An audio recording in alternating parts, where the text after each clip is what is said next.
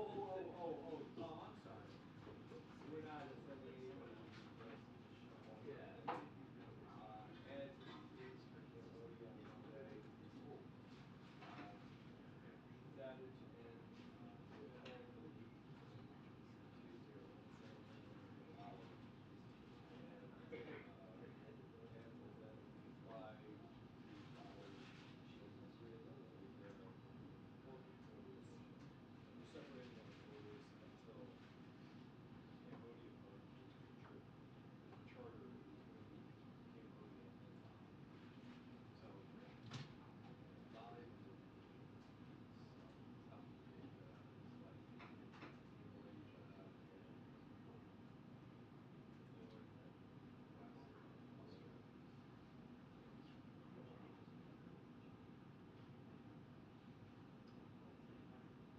To Cambodia and Bali. Yeah. Wow. Cambodia is extremely. Yeah. That one, I know. Did you live in Tongan before, Brian? Yeah. Is he from Egypt? Yeah. So Egypt first. But he means like on the 10th of it? Oh, so the day after the election. Thursday, yeah. They won't even have decided Pennsylvania by Thursday. No. You're not going to see him talking about the election until. I guarantee you they won't have Pennsylvania. They're not going to be talking about it until. Yeah, so I would imagine the 9th is going to be fine. Here? Yeah. So, but then Thursday is the 10th of what? No, I was right at that night. I thought he was leaving. So the evening of the flies has to fly overnight.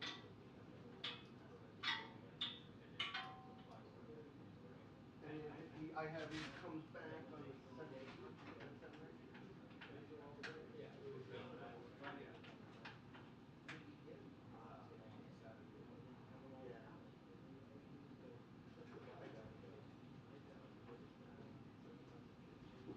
Yeah.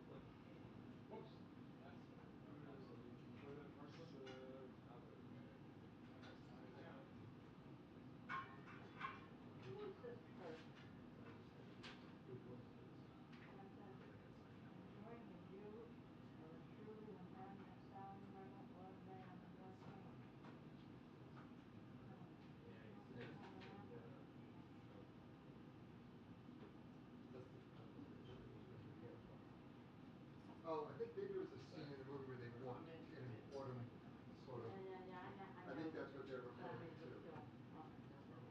But it ain't. It isn't that. This isn't autumn. I mean, it's. This is a bit early.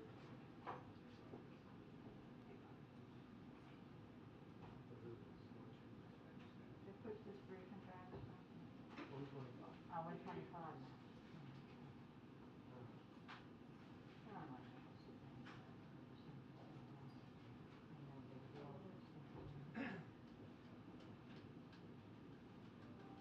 Brian, here you No. Push back.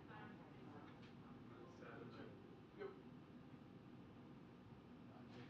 What? Gotta get a box down.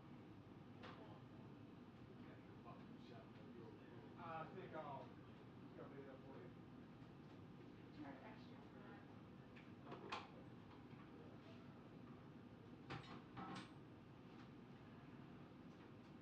That's back here. Here we go, Mike. Gotta get back and see him in.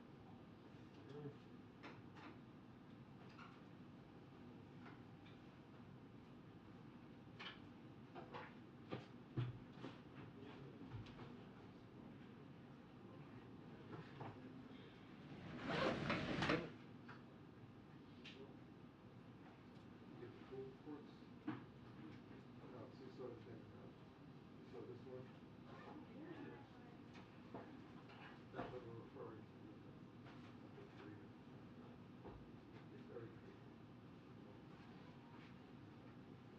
Look out there. Has been delayed. 125.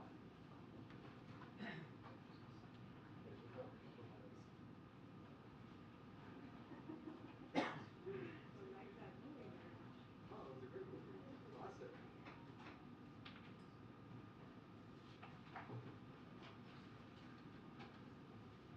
Whatever the filter name Sheldon.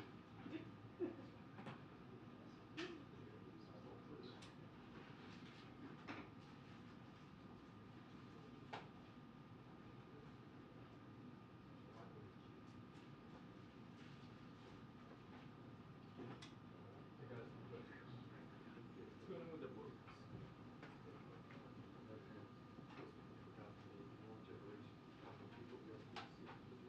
We're keeping this? No, man. Sorry, this one. Yeah, but we're getting You gotta take that down. popular it is. Has This the is second great. coming, or is it just been faded over the years? I don't know.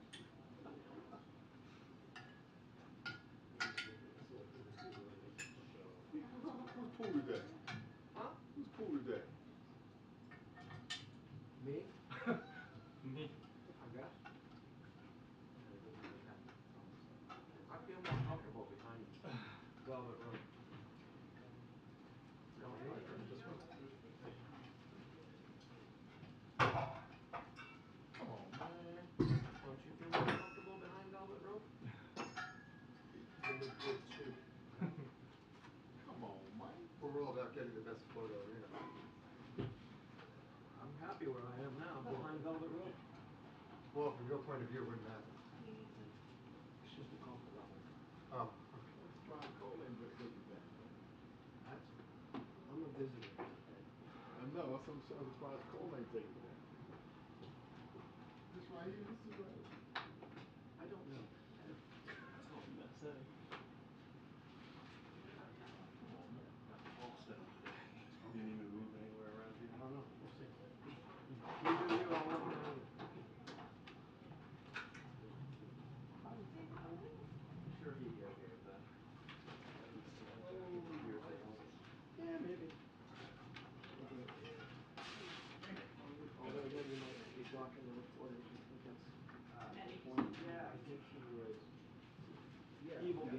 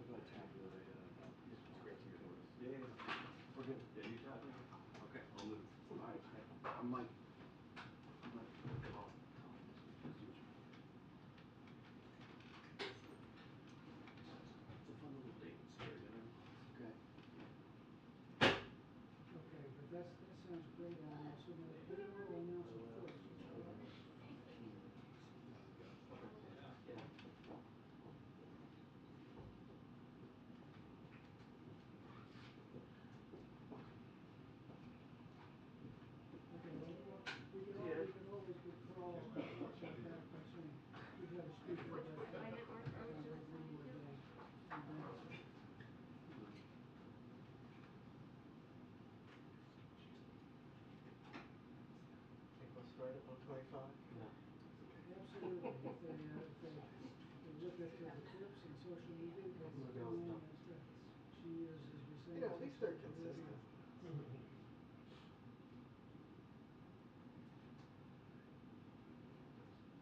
I'm gonna go with it won't end before I have to leave to go. Well, yeah. I'm gonna go with it. If I can.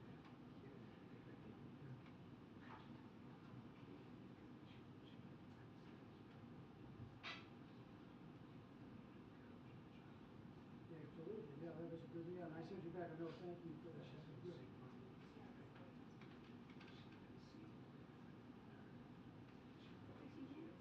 Yeah, do you know which Wi-Fi company you're supposed to come into? Yeah. I have the password, I just wasn't sure. It's press Wi-Fi. Okay. I'm just getting one that says press pass. Press, Great. you don't see press, it should press. Oh, Mine say okay. Al Braun, Thank you. very Yes. good, no, I really grateful. I mean, I did. And I think it should be fabulous. First. Should be. And of course. Well, you know, it was tough. It was nice that Rose showed up and was very Yeah, nice. it's funny. It's a Very learn on the kind to job the sort of family, thing. very And, kind to me. you know, I think you figured out your job probably rather quickly. I tried to say, if David were here, he would know. But I have to at least a smile through his soul and try a couple of antidotes, as he calls it, antidotes. So I told a couple, I got one good one I forgot about. But you didn't know that David on the fly was his first year was responsible single-handedly for Ted Cruz's wise and warm public persona. Take that to be fast. And I ended by using a favorite quote of mine from Daniel, which is Master Prince, Hearts of Angels sing the Holy Rest. And I said, so good night, sweet David. And I can only hope that those singing angels brought choir miles, otherwise we'll never hear the end. So that was my kicker, and it worked pretty well. I was pleased, but you know, Al, you know this, you've been through this. I'd be damned if I want to do another one of these anytime soon. Yeah. Somewhere in London. Yeah. Well, maybe Birmingham. Well, Mark Shields, you were fabulous with my guys, and at some point you just got to say, Yeah. it's part of life, we get it, but it doesn't really. I mean, this guy has two kids. You enjoy it. You know, Exactly right. I understand, but I'm grateful for your help To go out there, at yeah. this moment. Thank you so much. And let's keep Yeah, talking. yeah, I was not around. I'm not even going to say Well, so. Well, okay, during the Internally, other than we have somebody. or done. Just because there was so many on Facebook. Keep me posted. I'm very, very grateful. So much. Thank you always to do that. Yeah, I think, I mean, Trump was such a neat thing. I think one of the big agencies that it has to be. I think he becomes fairly well known. So they do it better than this one. I feel like every year is also harder for you.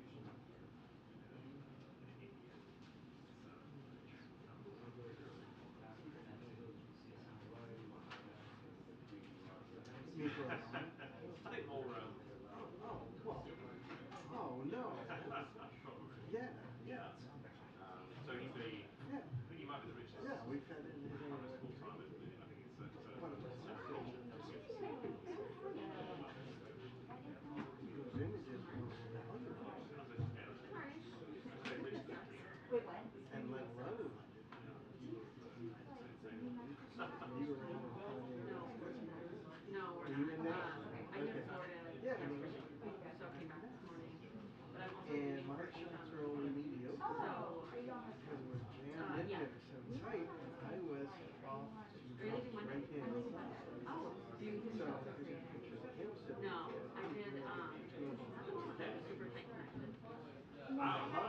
Still very volatile. One of the best pictures I made because one of the ones that was in the room Oh was my way God. over on the other side.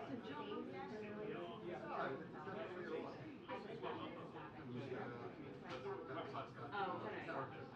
I have two scouts. You know, even I when have Trump would come in, Flying United. You are. Yeah,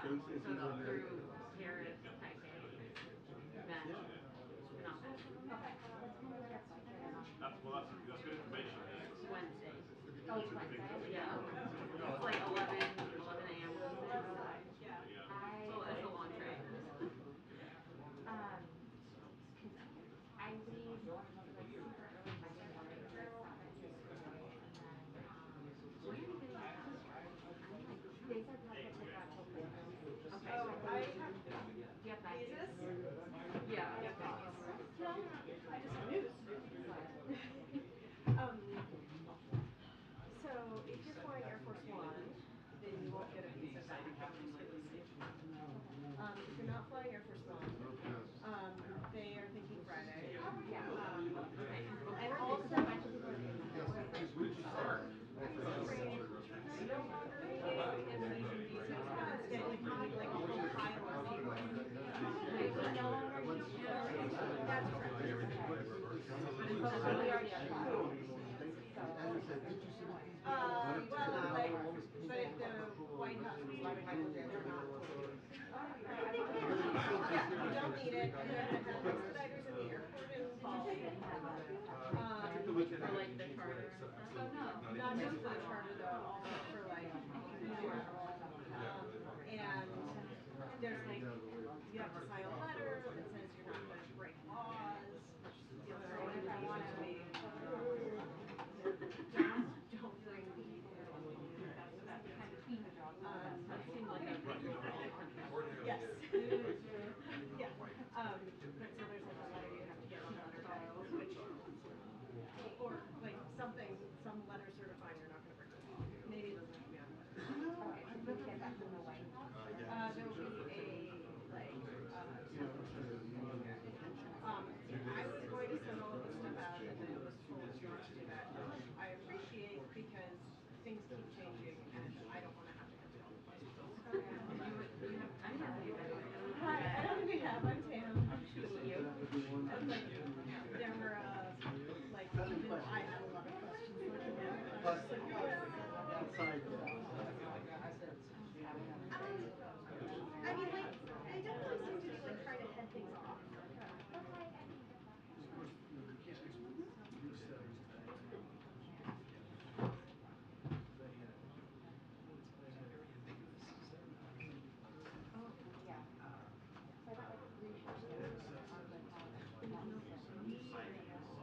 I did not go through any kind of that. Wait, what? Which makes a lot of sense given their climate.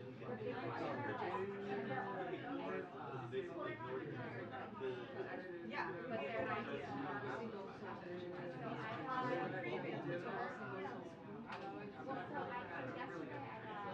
There's a travel place right there.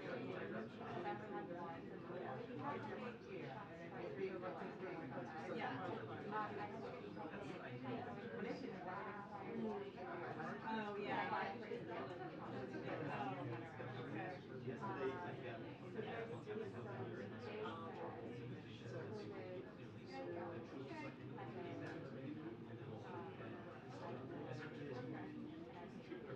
But like, luckily not some dengue or crazy thing. No, but I would like to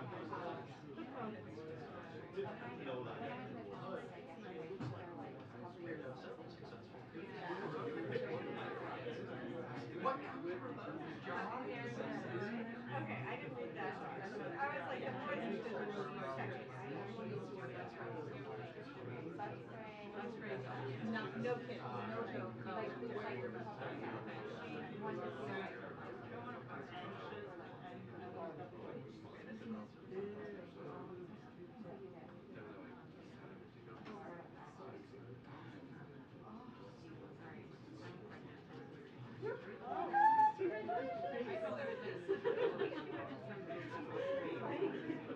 But yes, they also make those bracelets that are mosquito repellent bracelets. Oh, okay. Which when I was pregnant and traveling, I got the bracelets in addition to the spray. Did it work? I didn't get Zika, so yeah.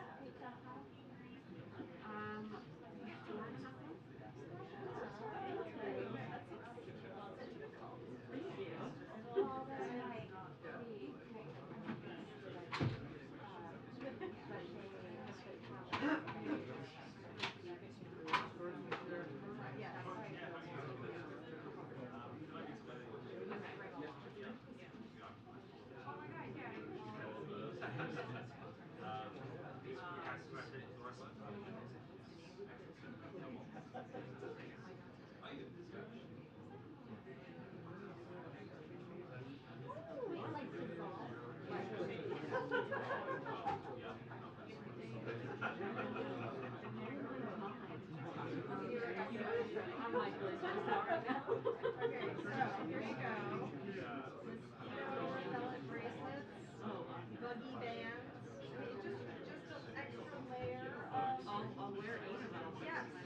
They last.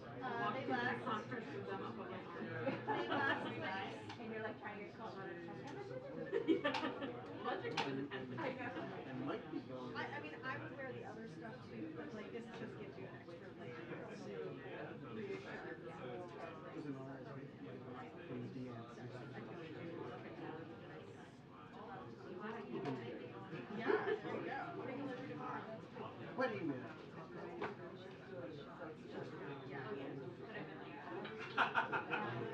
So it needs to be right now. And you had it on typhoid and nothing. Okay. You're getting into that very okay, I mean, they're gonna make you good. Right. Yeah. So we got the You're right. Like, what did I last get to? My kids morning.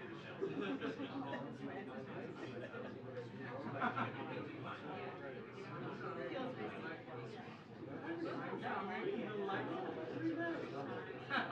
you want that?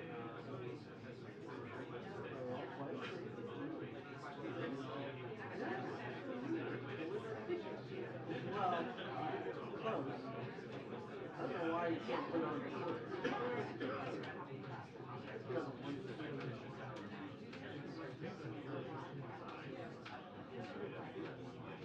Yeah. No, I don't like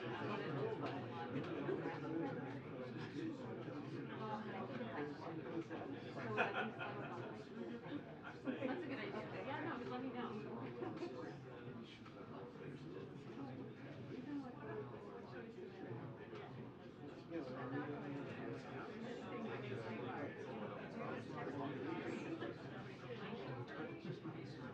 So it's not like I'm not making an effort.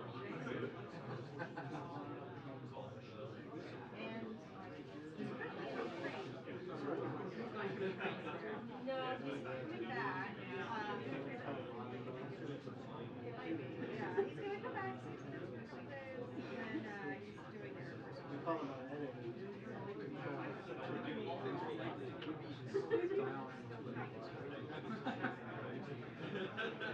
All of them.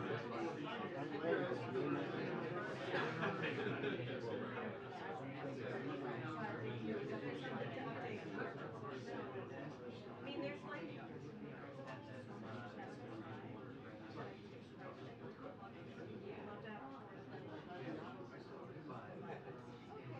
Here you are.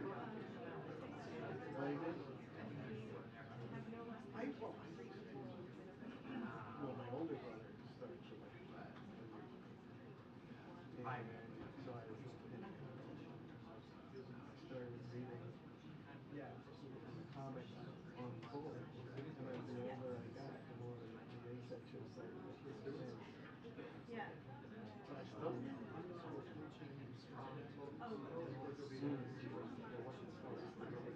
I was never a big sport. Yeah. Perfect. Yeah, once it started making more sense. That's the kind of thing that I wanted to do. Yeah. And then we'll So I was update delivering the newspapers and that I remember as a dad, and then also a story that I was during war, where with the Daily Weather next to it, right near the Daily Weather, how many soldiers were KIA.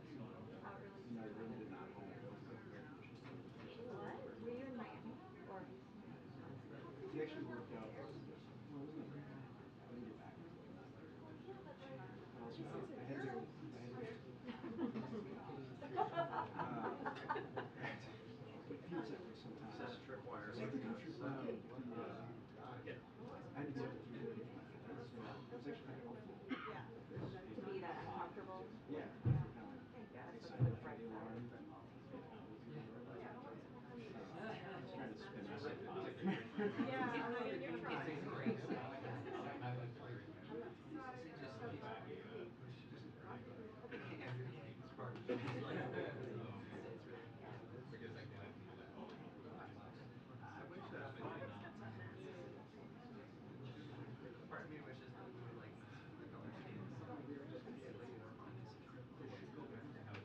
How was that one? No test required for SJ, right?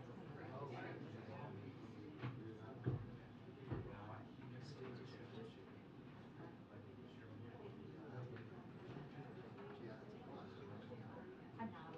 Yeah. Oh, yeah. Maria has a now, right? So I'm really cool. On Friday, watching the press conferences. Yeah, that's why. What's your dad?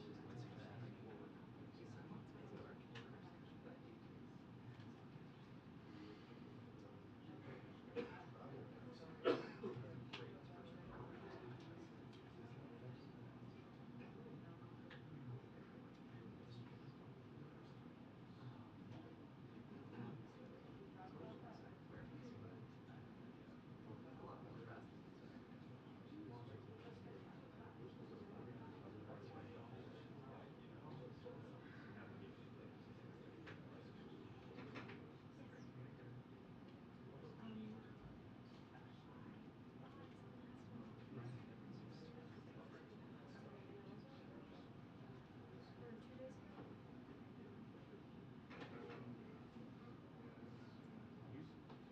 It's already been delayed. The last previously it's probably not gonna be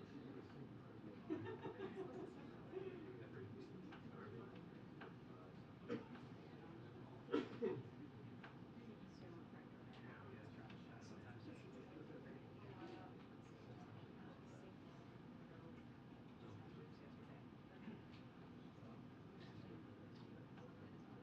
Yeah. I am always on the for sure. Correct. It rained Monday night, right? Yeah. It was raining pretty much for several days after that. Stop. Yeah. Across the TV, I did take pictures of that. It was a nice event. I'd never done that before though. We had a good time. It's nice. Yeah, no, that's fine.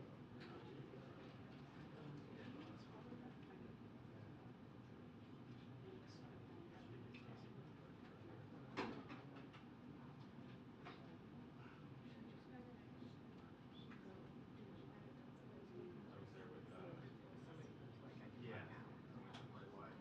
She's starting. I mean, I've been here all day working and then just back outside parking.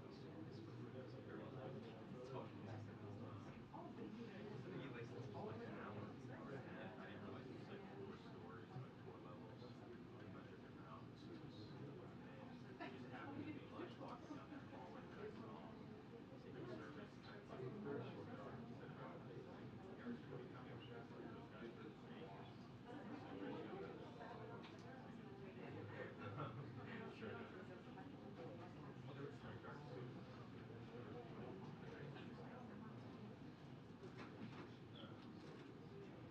And they like were doing something in the hallway that like slowed people down. Like I realized I could see them walking like down the hallway, like down the road.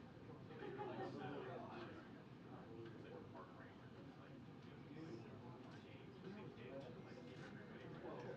Like they can meet her Monday and Tuesday in line.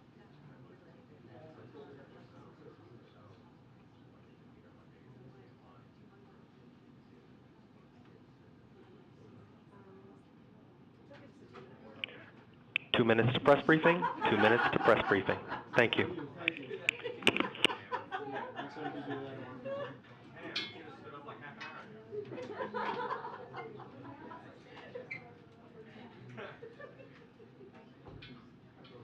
The power.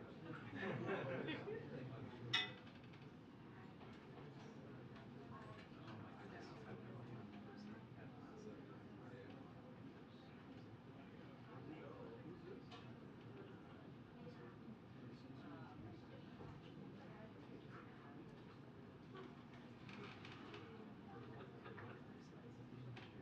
say.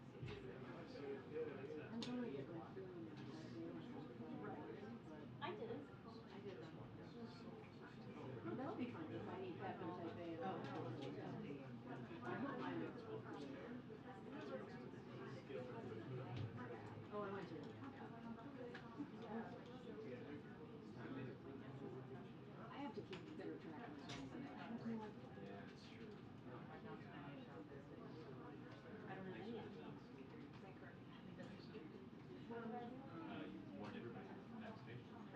So, ex-president Bush, we used to say, it's not required.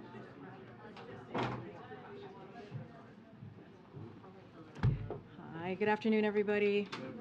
Apologies for the late start. It's been a busy day, so I apologize.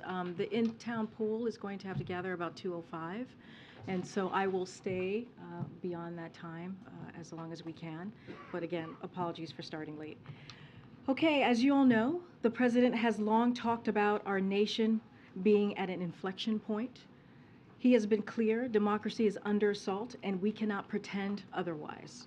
The president will continue to call attention to the threat to democratic integrity and to public safety posed by those who deny the documented truth about election result and those who seek to undermine public faith in our system of government. Unfortunately, we have seen MAGA Republican officials who don't believe in the rule of law. They refuse to accept the results of free and fair elections, and they fan the flames of political violence through what they praise and what they refuse to condemn. It remains important for the president to state strongly and unequivocally that violence has no place in our democracy. He believes other leaders of both parties, on both sides, have a responsibility to communicate this very clearly as well. The president has been emphatic and optimistic that Americans care about protecting our democracy.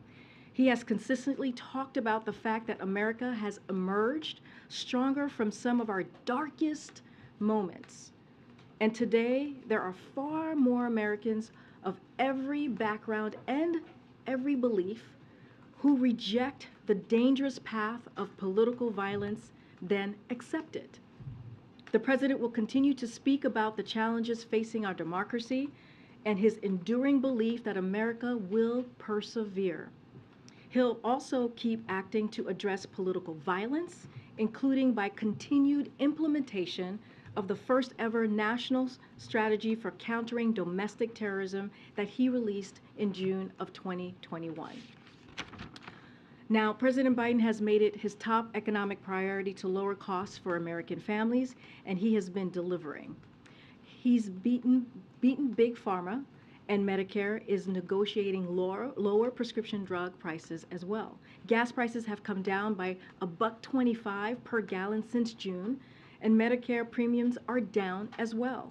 Yesterday was our first day of open enrollment season, thanks to the Inflation Reduction Act, which congressional Republicans want to repeal. That's the first thing that they want to do. 4 out of 5 consumers can find a plan that costs $10 or less a month. Additionally, 13 million Americans will continue to save an average of $800 a year on coverage. And today we're announcing additional actions to lower food and heating costs for American families. The Vice President will be in Boston this evening to announce that we're making billions of dollars available this winter to help bring down home heating bills for low-income families all across the country. We're also making nearly $9 billion through the Inflation Reduction Act available to states and tribes to help families make their homes more energy efficient. And the Department of Agriculture is helping bring down food prices at the grocery store through new measures to expand meat and poultry processing capacity. Altogether, these actions and others will provide families a little extra breathing room. You hear the president say that often. And they are in stark contrast to the plans Republicans in Congress have cooked up to drive up costs. Congressional Republicans want to repeal the Inflation Reduction Act, which gives us the ability to lower drug prices, and that utility CEOs have said will bring monthly energy bills down. They oppose the release of oil from reserves, which multiple industry analysts have said is helping bring prices down at the pump. They're going to bat for big oil, even as they pad the pockets of shareholders and keep gas prices up for American families. They want to raise the age of Social Security benefits and put the program that so many people work so hard for, alongside Medicare, on the chopping block. And they want to restore disastrous tax cuts for the rich. The bottom line is the president is committed to helping families right now, while Republicans officials are committed to raising costs and chilling for big pharma and big oil. Lastly, this afternoon, in a few minutes, the president will take part in the culminating event for the Talent Pipeline Challenge, which brings together more than 300 partners to expand workforce development for jobs created by bipartisan infrastructure law, along with the CHIPS and Science Act, Inflation Reduction Act, and the American Rescue Plan. The event comes amid a resurgence of American infrastructure projects and manufacturing driven by the president's economic agenda. The Bipartisan Infrastructure Law, CHIPS and Science Act, and Inflation Reduction Act will create millions of good-paying jobs, and the challenge is helping create pathways for all Americans to fill those jobs. At today's event, the White House will host CEOs, union presidents, community college presidents, philanthropic leaders, and others who have made commitments to this very challenge. With that, Sungmin, you want to kick us off? Two quick topics. On this speech tonight, can you discuss why this speech is considered a political event that's being organized by the DNC versus the similar speech in Philadelphia, which was an official White House event? Yeah, that's a good question. Look, we're less than a week away, a week out, as you all know, from the midterms election. I do want to be careful about talking about elections here from this podium. We do believe in the rule of law in this administration. And so, but we are seeing, as I just mentioned in my topper, an alarming number of Republican officials suggest they will not accept the results of this election. So we've also seen recent political violence that is similarly alarming, disturbing, and that rhetoric continues. The president believes that it is a moment of reckoning. This is not a regular moment in our democracy. This is not a regular moment in time. And this is, as the president has said many times, we are in an inflection point, and he's going to call it all out like he did in very direct terms. And he talked about it just last night in front of 3,000 people in southern Florida. So you'll hear from him. I'm not going to get ahead of the president, but this is why we see this as an important moment tonight. And on Elon Musk and Twitter, I'm wondering what impact the White House believes that his takeover of Twitter is having on political discourse at this point, and also whether the White House would actually pay $8 a month to make sure its accounts were verified. So on your first question, so look, I don't believe it's an issue that made it to the president's desk yet. It's not a conversation that the president is aware of. As you know, we're focused on many things, including this evening. But clearly, we will let you know if anything changes, and certainly give you all an update. What about on the second question? What was the, wait, can you say the second question again? Was it about? Actually pay $8 a month to make sure you're. Well, I know, I just answered that particular thing, you know, that's something for the president that we need to talk to the president about. Certainly has not come across his desk, and so as soon as anything changes on that, we certainly will share that information. All right, go ahead. You mentioned we're less than a week out. I guess a logistical question. What does the president plan to do on election night? Will he be here monitoring results? Is he going to be with staff? That's a good question. We will share more when we have that. I don't have anything about his schedule, about him traveling, but certainly we will certainly share more on what his day will look like on November 8th, next Tuesday, less than a week away. And you have said that the president will deliver remarks after the election, the day after. Should we expect some kind of formal remarks, or did you just mean that he will find some kind of way to weigh in? Well, I'm saying that you'll certainly hear from the president. He will give remarks. I don't know yet what it will look like, but certainly you will hear from the president the day after the election. Are those remarks with questions? I know, you guys always ask me this. Well, I don't want to get ahead of it, but you will certainly hear from the president after Election Day. All right, thank you. Thanks, Corinne. Along those lines, in this final stretch, the president is traveling to California, Chicago, New York, Maryland. Aren't these pretty safe Democratic strongholds? Why would those be his destinations in this final pivotal stretch? You missed New Mexico, right? New Mexico tomorrow. He's going to Philly on oh my gosh, these days, on Saturday. So he will be out there. If there's more travel to share, we certainly will share them. But look, the president, it's not just, I know you're talking about the last couple of days, but the president has been out on the road nonstop. I know I am very tired. We got in pretty late last night.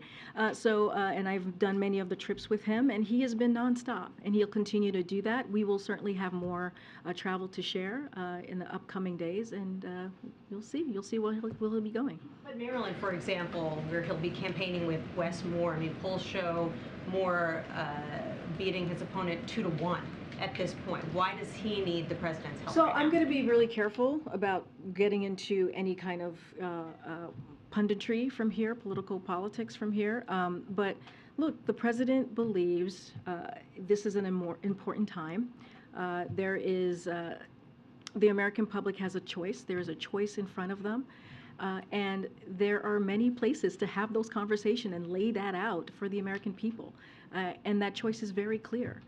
Do you want a congressional Democrats and a president that's working every day to deliver for the American people, or do you want congressional Republicans who are doing the complete opposite, who want to increase in energy costs, who want to increase your health care premiums? And we feel that there are many places where he can have that conversation. There are many places where it's going to be important for the American people to hear directly from the President of the United States. But let's not forget, he's going to New Mexico tomorrow. He's going to Pennsylvania. As you all know, he's been to Pennsylvania a few times. He was just in Florida in front of 3,000 people last night, which was an important conversation and an event to have. I want to be very careful here, not to get into politics or elections. So I'm going to leave it there without. Again, we believe in the rule of law, so we want to be careful. Go ahead. Thanks, Doreen. The White House removed a tweet that talked about the increase in Social Security benefits in 2023, quote, through President Biden's leadership. There was a contextual note, I'm not sure what the proper terminology is for the platform, that was added to that. Was it removed because of the addition of the note, or was it removed because of the concern about the veracity of the message? So it was, look, the tweet was not complete. Usually when we put out a tweet, we posted with context, and it did not have that context. So in the past, we've pointed out that for the first time in over a decade, seniors' Medicare premiums will decrease even as their Social Security checks increase. That's a little bit of context that was not included. This means that seniors will have a chance to get ahead of inflation due to the rare combination of rising benefits and falling premiums. And let's not forget, as you've been hearing me say for the past few minutes about MAGA Republicans in Congress and their continued threat to threaten Social Security and Medicare, proposing to them proposing to put them on the chopping blocks every 5 years, threatening benefits and to change eligibility. So those are the types of context that would normally be with a tweet like that. It did not have that context. It was an incomplete tweet, as I just mentioned, and so that's why you saw the digital team take that action. And I think part of the reason I asked is because the president mentioned a similar type of thing in both of his events yesterday, saying on my watch in one case, on our watch in the other case. Now, he included the Medicare piece of this that you're talking about in the back end. You believe that as long as the Medicare piece is included, that's not claiming credit for something that is quite literally tied to the cost of living. We believe that we want to lay our argument out fully. And that was important to do as we put out, information like that, or as we put out a tweet, and that was an incomplete tweet. So we do think it is important to do. Okay, go ahead. Karine, does the White House think that another rate hike from the Fed will be positive for the economy or negative? So as you know, and you hear us say this many times, the Fed is independent. It's an independent agency, and we believe, the president believes, that it has the best monetary policies to address inflation, and they are also the chairman, Chair Powell, is committed to that very kind of charge that is ahead of them. I don't want to comment on it. I know the meeting may be happening right now as I'm standing in front of you, so don't want to get ahead of it. It's not something that we comment from here about, as you know. On a separate issue, does the White House have a reaction to newly disclosed emails showing that former President Trump's attorneys saw Supreme Court Justice Clarence Thomas as their best hope for overturning President Biden's victory in 2020? So I saw those reports right before I walked out to the podium, and my understanding is that those emails are being reviewed by the January 6th committee. As we know, the January 6th committee is doing incredibly important work to get to the bottom of what happened on January 6th, which, as you heard the president say, was one of our darkest days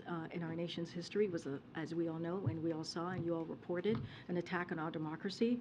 So we will defer to the committee on this investigation. I don't want to get ahead of that, but as far as I know or understand, they are reviewing the emails.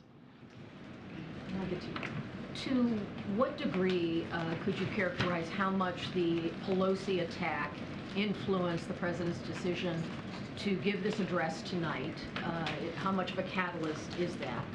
And kind of as a related question, has the president made any personal outreach or considered making personal outreach to Republican leaders to ask them for a more forceful response to condemn that attack, other violence?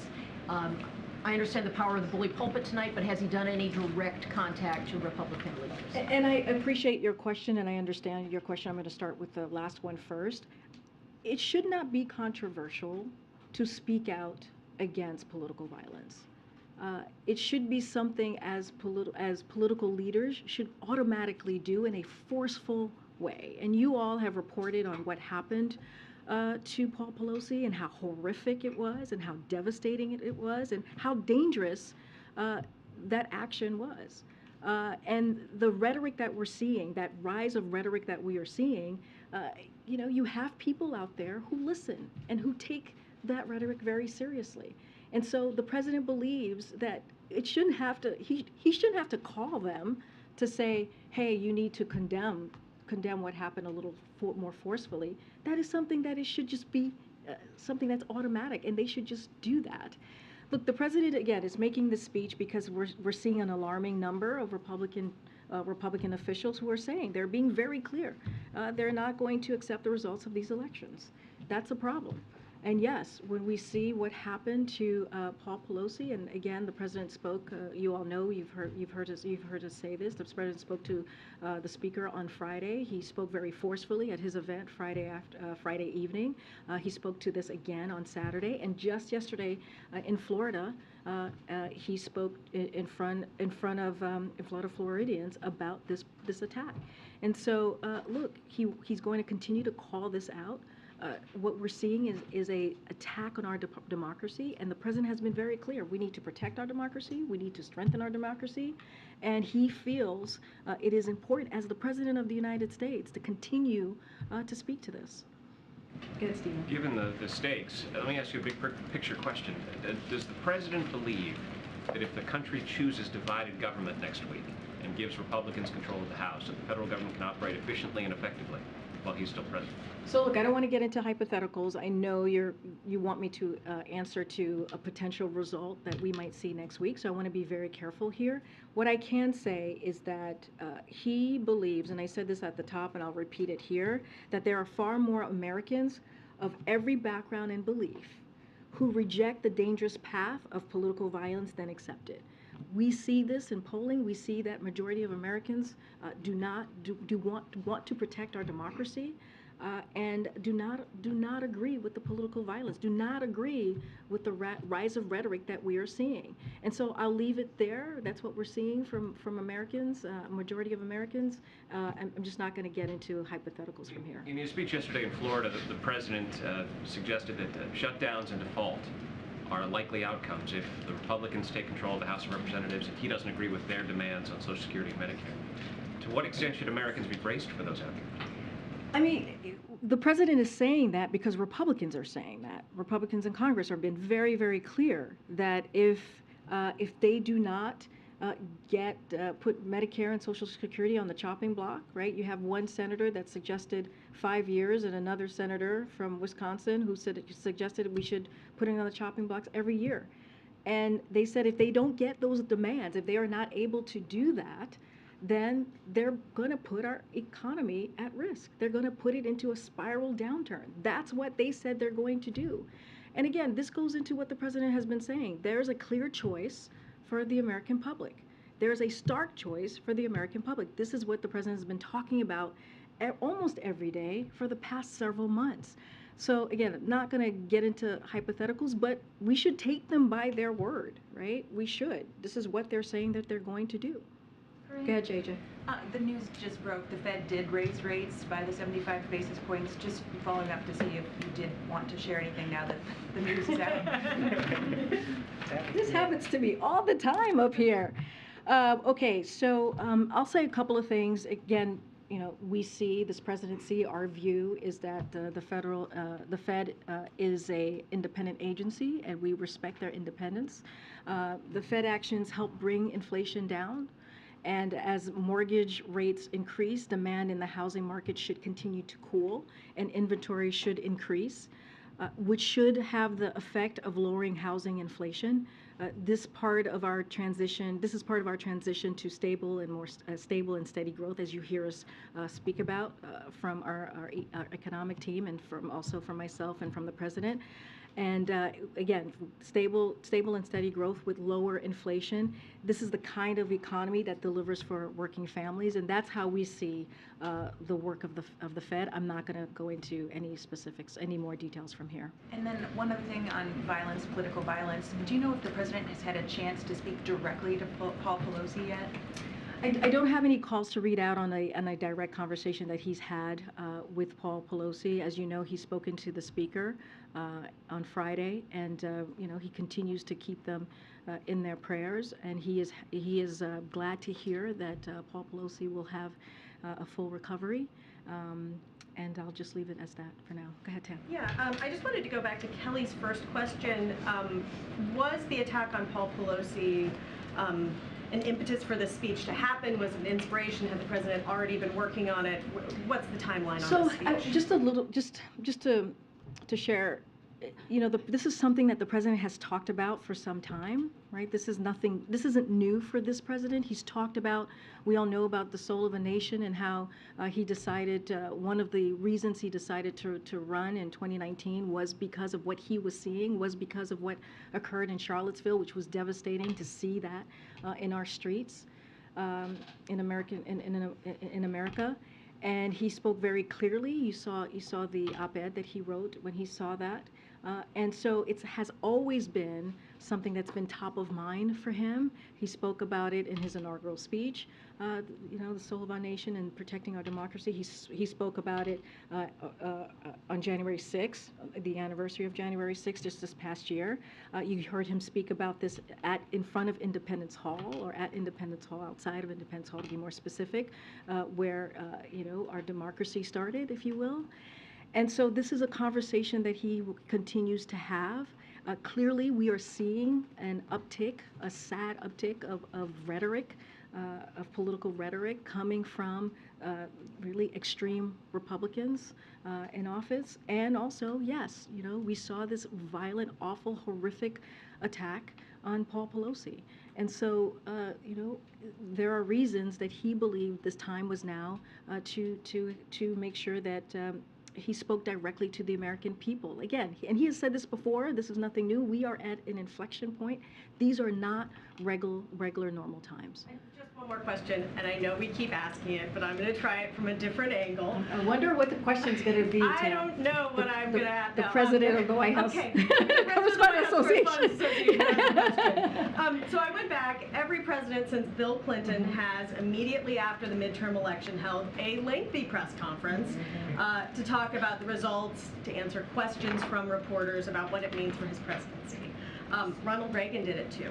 And just today, you haven't yet committed to holding a press conference on the 9th. Does this mean that President Biden is going to break with this tradition? Look, again, I'm not going to get far ahead of where we are currently. I'm sure the president will take your questions like he does almost every day, and that we will address the elections the day after Election Day, and I'm just going to leave it there and not get ahead. I'm sure that the president, again, will make his voice very clear the day after Election Day, and I'll leave it there. I understand the question. I appreciate the question, and I'm happy to answer it every time it's asked. Okay. Thank you, Karine. Following up on your comment that there's an alarming number of Republicans who are saying they're not going to accept election results, Does that mean President Biden thinks it is a threat to democracy if somebody votes Republican? No, that's a ridiculous question. No. Why is that a ridiculous question? Because American people should have their right to vote for whomever they want. The voting is a sacred right. It is something that the president wants to protect at every turn, and he has done that. He's taken actions to protect the right to vote.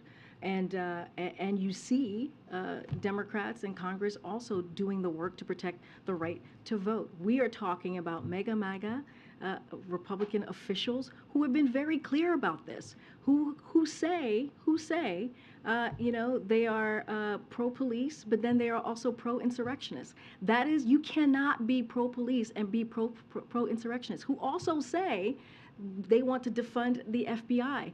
That's a problem. That is a problem that we are seeing, and who I've said have been very clear that they have been very clear about pushing and peddling the big lie, peddling dangerous conspiracy theory. And so that's what we're talking about. But the American people have their right to make a decision on who they want to represent them, and they should be allowed to do so. Okay. In the context of calling out election deniers, then, is he going to call out Republicans that deny election results and Democrats that deny election results? It doesn't matter if there's a D or an R after your name. He will call out any rhetoric that is that leads to potentially political violence, or that calls to political violence, for political violence. That is a problem. The president has always condemned political violence. It doesn't matter, again, if you're a Republican, an independent, or a Democrat. So President Biden thinks democracy can survive even if Democrats are not in charge of Congress. The president is optimistic. He is an optimistic, you know this, Peter. He is an optimistic person. And he understands there is majority of the Americans out there who do not believe in election and in denying an election, who believe in actually protecting our democracy. There are a majority of Americans who believe in strengthening our democracy, and that's what we see. But the president, as the president of the United States, he believes it is his duty, it is his responsibility to call out this rhetoric, and that's what he's going to continue to do. Go ahead. Thanks, Breen. On the election in Brazil, have U.S. officials made any outreach to Bolsonaro to try and encourage him to accept the results of that election and be part of that transition process? So I don't have any calls to read out to you on any conversation with Bolsonaro, but we are glad to see that President Bolsonaro acknowledged the results of the election and has allowed the transition process to begin. The Brazilian Electoral Authority has made the determination of who won the free and fair election, and that is President-elect Lula. The will of the people of Brazil should be respected, and that's what we believe. And any comment on the election in Israel and that Netanyahu appears to be headed for victory? Yeah, don't want to get ahead of that. We are pleased to see such strong voter turnout for this election. It is too early to speculate, as you know, on the exact composition of the next governing coalition until all the votes are counted. I know we've all seen the exit polls. We look forward to continuing to work with the Israeli government on our shared interest and values. So I'll leave it there. Go ahead. Given the number of Republicans who have said they won't accept the results and just the unpredictability of this election compared to others, is the White House doing any contingency planning for election night or the day after? Just people not accepting results if violence breaks out. How are you guys thinking about that? So a couple of things. I've been asked about this before, and I want to be clear and say this again. Americans should feel free, safe. They should feel safe going to the polls. They should. And so this administration has taken the issue of threats to the safety of voters and election officials seriously since day one. And the federal government has been working alongside state and local election officials and law enforcement to take the necessary steps to keep people safe. And again, there are agencies across the government that is working on that every day. I just want to clarify if we're going to be hearing something new tonight. It sounded like you were saying that he'll be repeating what he said before. It just needs to say it again. Is that right, or should we expect something different from what he's been saying, what he said on September 1st? So Speech? the lawyers have been very clear with me that I cannot get into previewing the speech or get into what the president's going to talk about. I'm just giving you a little bit of what he has said in the past and why this moment is very important, but I'm not going to go into details of the speech. And one other question, you talked just now, the president's been talking about highlighting the differences between Republicans and Democrats. What issues do you see as having the most potential for agreement in the next Congress if there's a divided government? I'm not going to get into hypotheticals. What I can say right now is, as we have been for the past several months, is what's at stake and the choices that the American people are going to have to make. Again, I'm not going to get into any elections or politics from here. But again, the president has been very, very clear. So has the vice president. So has the first lady. So has the second gentleman. So has cabinet secretaries have been very clear about what's at stake and what we have been able to deliver for the American people and what we will continue to do regardless of any outcome. Go ahead, Ben. Anita Dunn said this morning that after the midterms, the White House's priority for the lame duck session of Congress would be keeping the government funded and providing additional Ukraine and COVID aid. What about protecting same-sex marriage? Where does that fall in the president's priority? That's as you know, if you know the president's history when it comes to the LGBTQ+ community, this is an issue that has been a priority for him and will continue to be. I don't have anything to lay out on congressional priorities at this time, but when it comes to marriage equality, when it comes to protecting the community, this is something that he's been a strong voice for, a strong ally, and has delivered on. Will you be pushing for that in the lame duck session? I'm not going to get into what any congressional priorities at this time. I'm just saying that his history, his record speaks for itself. Go ahead, Nadia. Thank you. The administration has been leading the efforts at the UN today to expel Iran from the UN Commission on the Status of Women. Can you just talk us through this decision, and do we expect also that you will push for more for expelling Iran from international organizations? I'm going to let folks get up for a second. I know people have to gather.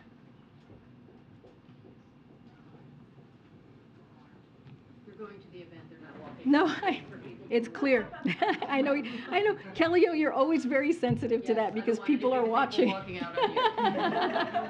it's okay. I'm not that sensitive.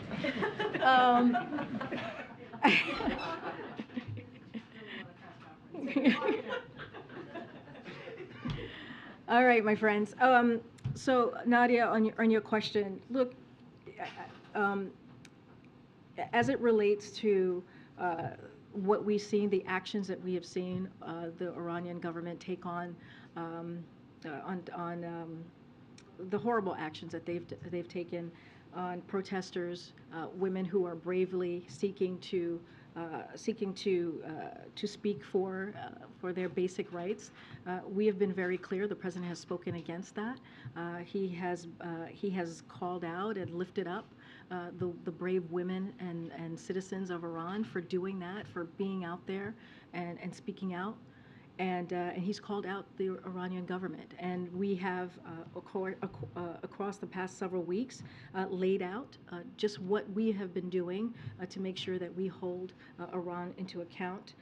In the last week, the United States, the European Union, and Canada have sanctioned more Iranian officials for the ongoing crackdown that we've been seeing, the violent crackdown that we have seen. And I think you saw the reports, more than 200 people have died in Iran because they have been protesting. We have hosted a UN dialogue with the special situation of human rights in Iran, welcomed the joint statement by women foreign ministers on events in Iran, and supported Germany's recalibration of their Iran policy. We welcome civil society's call for the immediate expulsion of the Islamic Republic from the UN Commission on the Status of Women.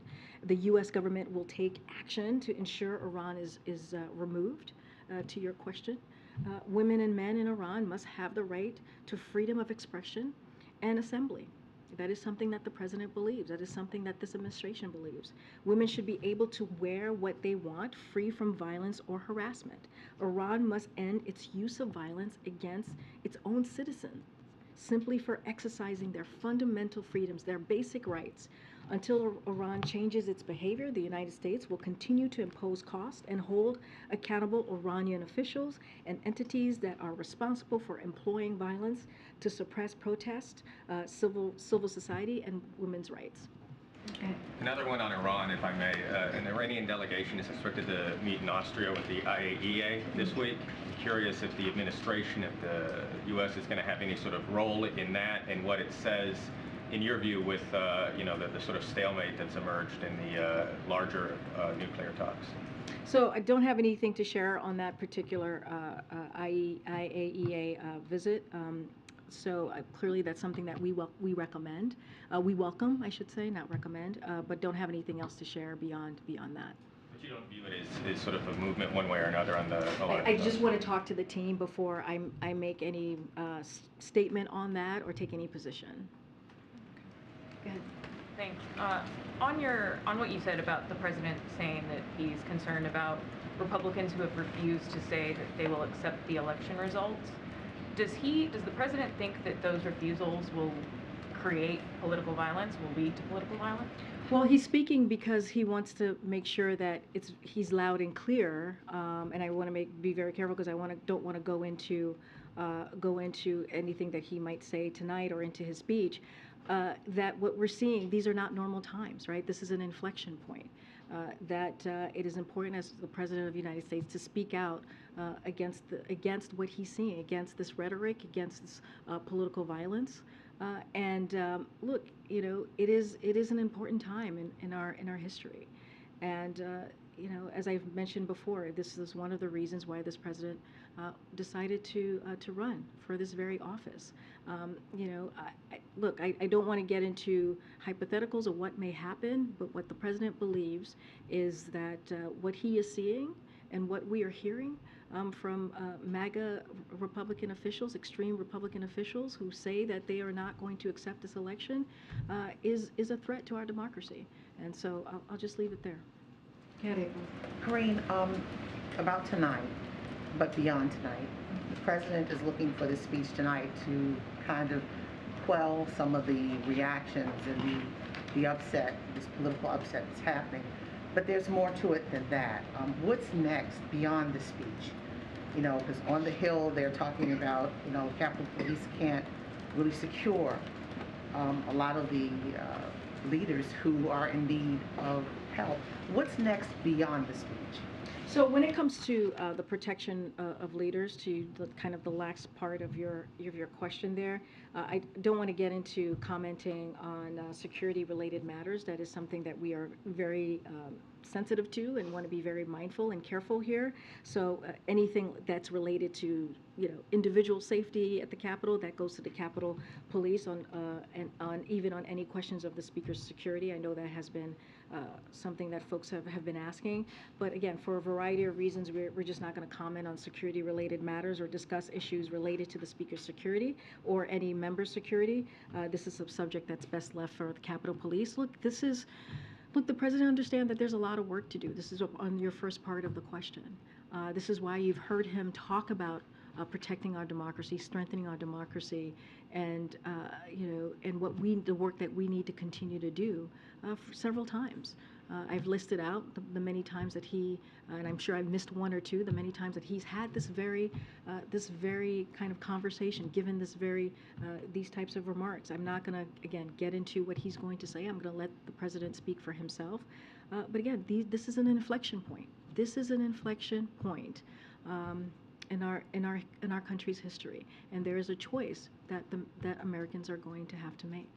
So, and just summarizing what you're saying, there is other pieces beyond just the speech tonight to help change the dynamic of this inflection point from going into a negative. Again, I cannot get into anything specific that he's going to say. I did mention at the top that one of the things that the president implemented very early on, back in June of 2021, as we talk about security and safety, is the National Strategy for Countering Domestic Terrorism, which is something that the president put out and did over a year ago. So those are some actions that he did take. And lastly, on the Supreme Court, affirmative action in education and the admissions process. But if there's a rollback, there are tentacles that could go into so many other spaces. How is the White House prepared in case there is? Because we've seen rollbacks already. Yeah.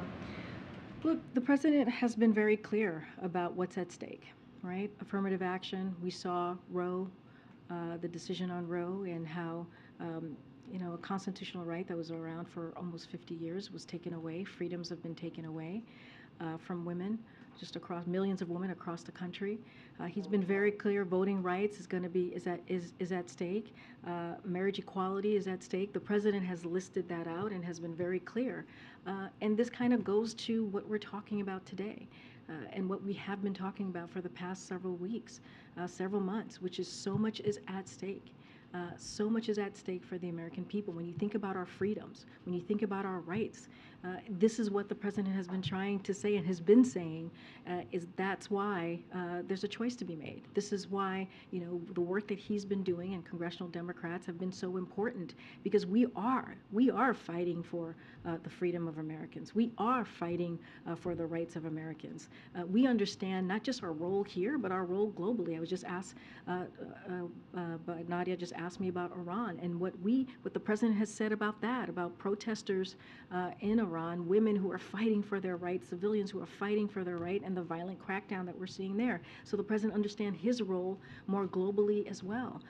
So we're going to keep talking about this. We're going to make sure that we're doing everything that we can with congressional Democrats to make sure that we're protecting the rights of Americans. But again, there is a choice to be made.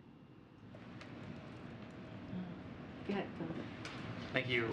Jen Psaki said from that podium in summer of 2021, quote, "We are flagging problematic posts for Facebook that spread disinformation." Can you tell us whether the White House is still flagging social media posts for disinformation, and are you submitting those to Facebook through a special portal? Can you say a little bit more?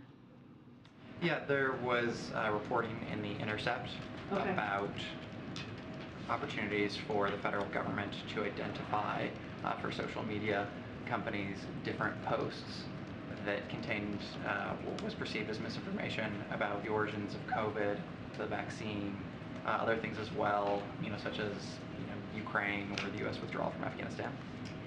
Yeah, look, I'll say this. The administration, the Biden administration remains fully committed to our mission to protect the security and resilience of our elections and safeguard election infrastructure. That includes combating disinformation. That is something that we are committed to. We work to protect that, protect Americans from disinformation that threatens the homeland, including malicious efforts spread by foreign adversaries,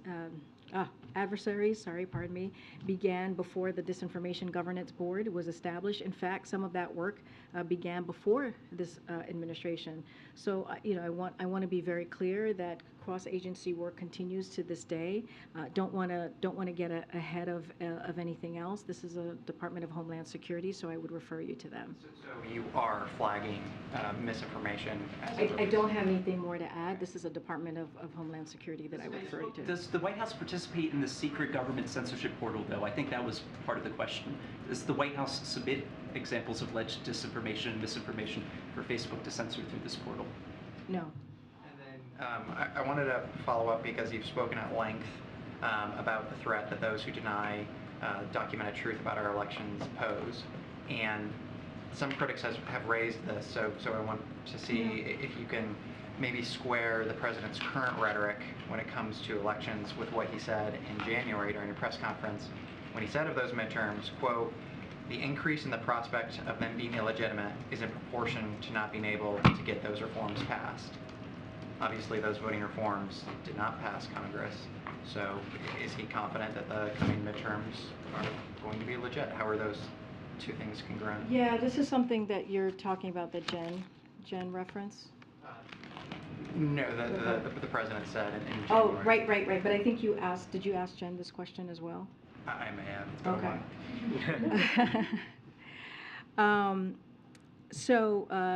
So just to clear this up, because I think you've asked me this question before, Jen Psaki briefed the following day after this press conference, and answered that question that you asked about the president and his statement from the press conference the day before. And she said, I talked to the president about this last night and this morning. He was not intending to cast doubt on the legitimacy of the 2020 election. He was actually attempting to make the opposite point, which is that in 2020, despite COVID, despite many attempts to suppress the vote, a record number of voters, Democrats and Republicans, independents too, turned out in the face of a pandemic. And we saw that with our very own eyes, and you all reported this. And election officials made sure they would vote and have those votes counted. And this is how Jen Psaki responded to your very question. So even though those voting reforms did not pass Congress, the president is expecting the midterm elections to be legitimate. Say that again, I'm So sorry. even though his preferred voting reforms did not pass Congress, the president is expecting that the coming midterm elections will be legitimate. Oh, yes, that is a yes.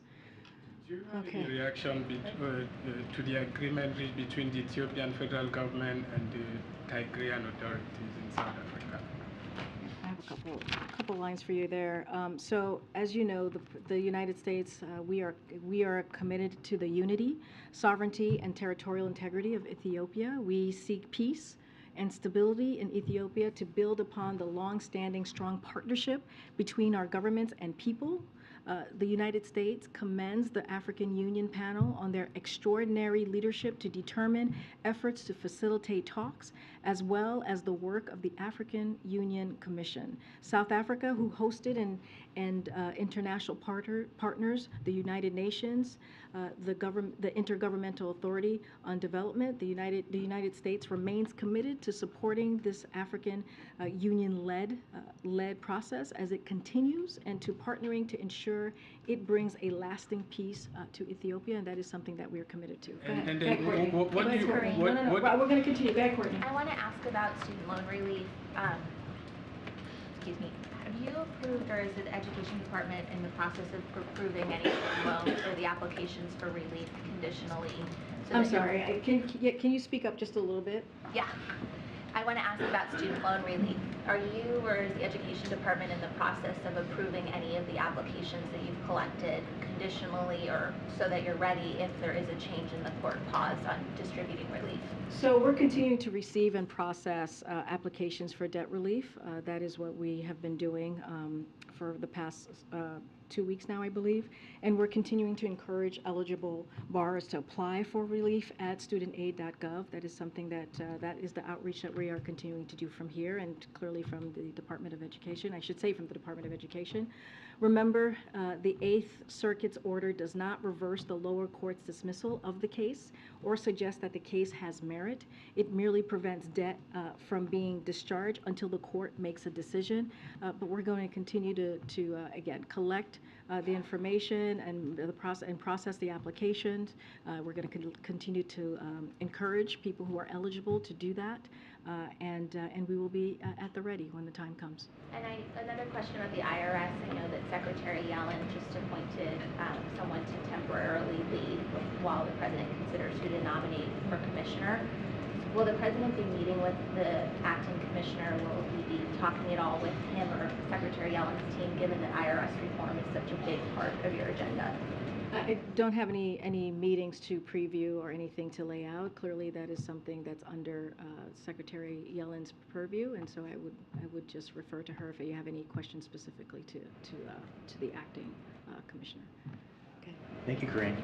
I wanted to ask about the president's reaction to the attack on Paul Pelosi. You spent a lot of time in more informal settings with the president on Air Force One, in between public appearances. Can you tell us how he reacted as more details came out about the attack on Paul Pelosi? You know, the president spoke for himself, and as you know, the president is a pretty open book, and he, you know, he speaks from his heart. And so I think what you heard from him directly is exactly what we all hear when he's not in front of you or in front of a camera. I don't think there's not any difference. This was a horrific attack. And as I mentioned, the president spoke to the speaker on Friday. He spoke to this again on Saturday. And, you know, he's relieved to know that he's expected to recover. As we have said, the president is praying for the Speaker and her family and for Paul Pelosi. You know, this is, again, a horrific, what we saw was horrific, and it is political violence, as we're hearing the reports, and it has no place in our political discourse. But I'm not going to get into any more specifics on private conversations that I have with the President. Can you tell us a little bit more about how he reacted? Has he heard about jokes that prominent Republicans have made about the attack? Look, you know, the President spoke to the political violence, specifically to the Speaker's husband yesterday. So I will leave it to that. I will refer you to what the President said. Don't have anything more to add. The President is going to speak tonight, and I'm just not going to get into details on what he will say. But of course, this is something that the President condemns. He condemns all types of political violence. There is no place in politics, no place across the country for it. And he's going to continue to condemn that, and I'm going to let you all hear from the President directly himself. I think I'm being called to leave this podium, and hopefully I see you guys in New Mexico and California. Thanks, guys. Any reason why you don't